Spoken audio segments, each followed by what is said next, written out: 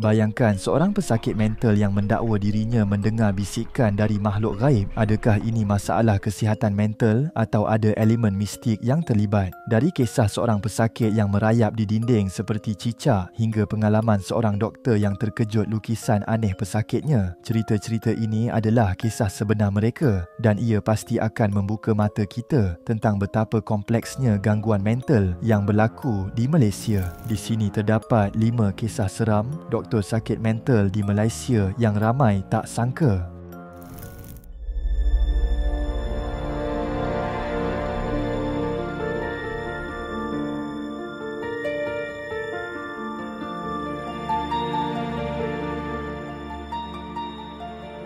Tahniah Kamarul Kimi, anda telah memenangi giveaway duit. Sila email Top 5 Malaysia untuk tuntutan hadiah. Nombor 5.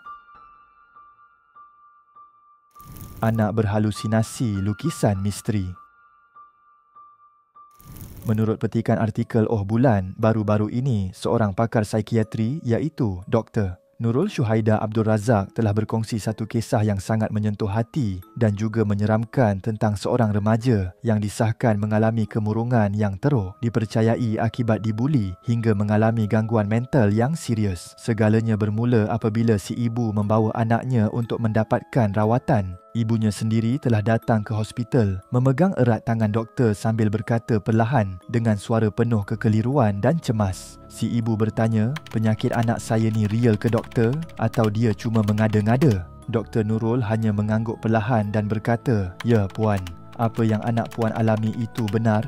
Ini halusinasi dan dia dah lama bertahan, tapi kini halusinasi itu sedang mula menguasai dirinya. Dalam perkongsian di Facebook, Dr. Nurul turut memuat naik beberapa lukisan misteri yang dipercayai dilukis sendiri oleh pesakit tersebut. Lukisan-lukisan itu mengandungi makhluk aneh dan menyeramkan seperti entiti dari mimpi ngeri. Bayangkan setiap malam, remaja ini nampak sosok-sosok itu menunggu di sudut bilik. Dia ada kat situ, dia pandang saya, dia nak masuk dalam badan saya, bisiknya pada ibunya. Dan ini bukan hanya sekadar lakonan dan bukan juga dibuat-buat. Ini halusinasi yang hidup dalam mindanya. Dr. Nurul menasihati si ibu agar sentiasa menemani anaknya kerana pesakit kemurungan dan halusinasi hanya perlukan satu perkara untuk bertahan, sokongan dan kasih sayang insan tersayang. Jangan biarkan mereka berjuang sendirian, terutama apabila bayangan dalam fikiran mula menguasai segalanya.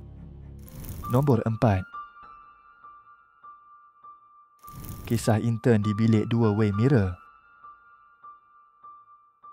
Salah seorang bekas pelajar intern bernama Ana telah berkongsikan pengalaman kisah seram yang dialaminya sewaktu dia baru seminggu menjalani latihan industri di sebuah pusat rehabilitasi mental di Melaka. Niat asalnya hanya mahu mencari pengalaman bekerja, tetapi akhirnya menjadi gangguan tidurnya setiap malam. Pada suatu hari, dia diminta untuk mengikuti staf full-time memantau seorang pesakit mental wanita di sebuah bilik khas. 2 cermin atau two-way mirror di mana di satu bahagian terlihat seperti cermin biasa dan pada satu lagi bahagian boleh dilihat menembusi cermin. Pada awalnya, pesakit di bilik itu hanya duduk diam, namun tidak lama kemudian badannya mula menggeletar dan matanya melilau seolah-olah mencari sesuatu dan juga bercakap sorang-sorang. Tiba-tiba dia berkata, "Jangan marah, aku dah ikut semua cakap kau," lalu ketawa terbahak-bahak. Ketawa itu buat bulu roma Ana meremang. Ana dah mula rasa tak sedap hati. Belum sempat tanya staf, pesakit tu tiba-tiba menangis dan bercakap sorang-sorang, mencangkung di bucu bilik. Seorang staf masuk. "Awak okey?"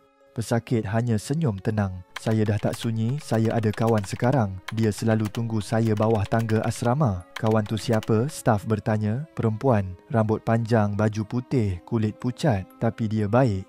Dia suka temankan saya." Pesakit merenung tepat ke arah cermin tempat Ana dan staf berdiri, lalu berbisik, "Dia tengah berdiri belakang awak sekarang." Ana terkaku, jantungnya hampir terhenti. Pesakit itu rupanya kehilangan suami dan anak dalam kemalangan dan sejak itu dia mula melihat kawan tersebut. Lebih menyeramkan, pesakit lain juga pernah melihat perempuan berbaju putih yang digelar kawan. Sejak itu, Ana tidak lagi berani melalui kawasan tersebut berseorangan. Nombor 3. Pesakit meracau dan menjerit.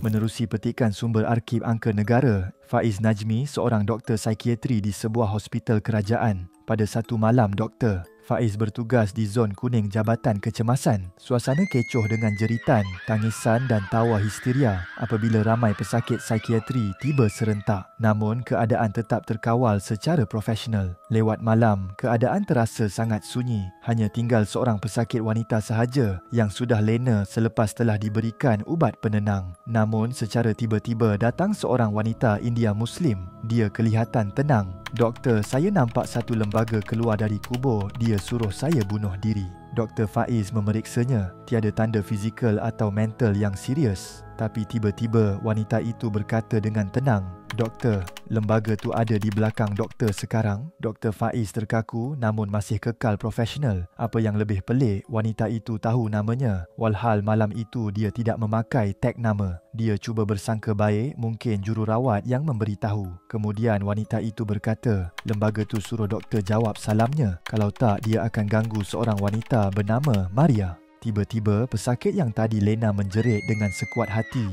meracau dengan suara garau dan ganas. Dan ya, namanya Maria, sama seperti yang disebut tadi. Keadaan kecoh, Maria terpaksa diberi dos tambahan ubat penenang. Selepas itu, semuanya kembali tenang. Tapi persoalan kekal, adakah ini psikosis atau sesuatu yang lebih dari itu?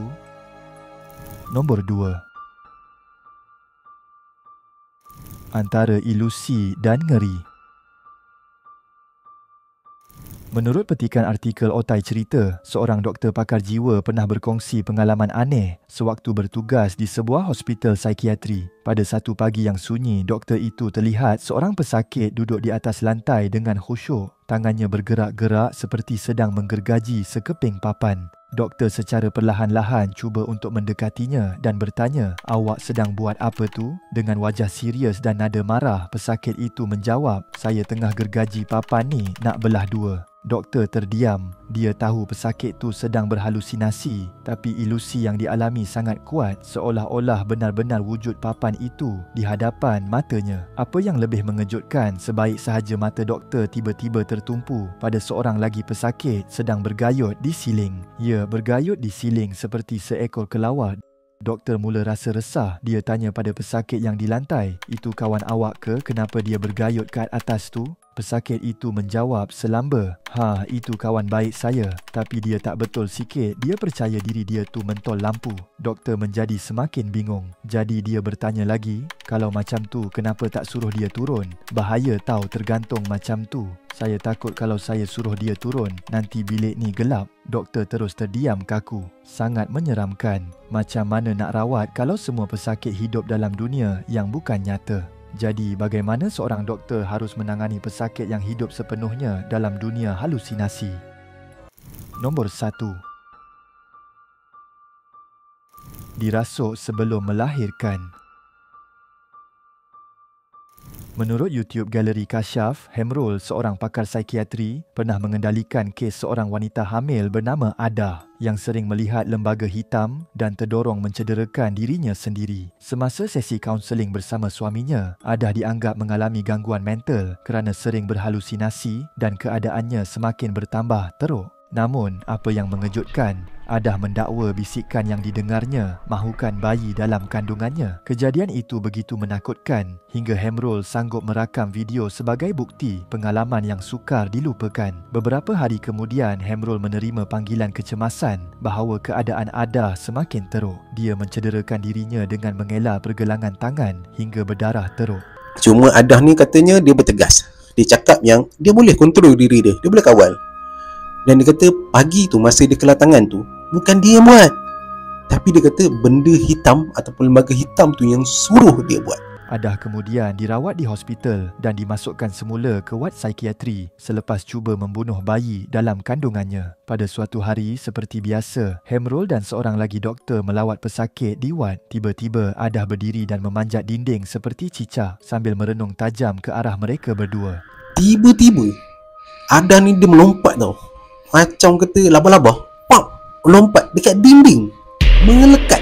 Tidak lama kemudian, semua doktor dan staf lari ketakutan. Salah seorang doktor menegur Ada, namun tiba-tiba dia tersenyum dan berkata dia mahukan bayi dalam kandungannya. Seorang doktor pakar menyedari ini bukan kes psikiatri tetapi melibatkan unsur gaib. Selepas pelbagai ikhtiar termasuk bacaan ayat suci dan bantuan ustaz, Ada akhirnya pulih dan dibenarkan pulang. Setiap kisah ini membuka mata kita bahawa gangguan mental bukan sekadar halusinasi atau buat-buat. Ia boleh datang dari trauma, tekanan, malah gangguan yang tidak dapat dijelaskan oleh logik. Doktor, pesakit, malah pelatih pun teruji keberanian dan iman mereka. Yang pasti, sokongan insan tersayang dan kefahaman masyarakat sangat penting. Jangan cepat menghukum, tapi belajarlah untuk memahami, kerana bukan semua luka dapat dilihat dengan mata. Jom komen, pernahkah anda merasa sedih atau tertekan tanpa sebab yang jelas? Komen juga kisah doktor sakit mental manakah paling seram? Komen juga idea video seterusnya. Komen terbaik akan admin pilih sebagai pemenang giveaway duit.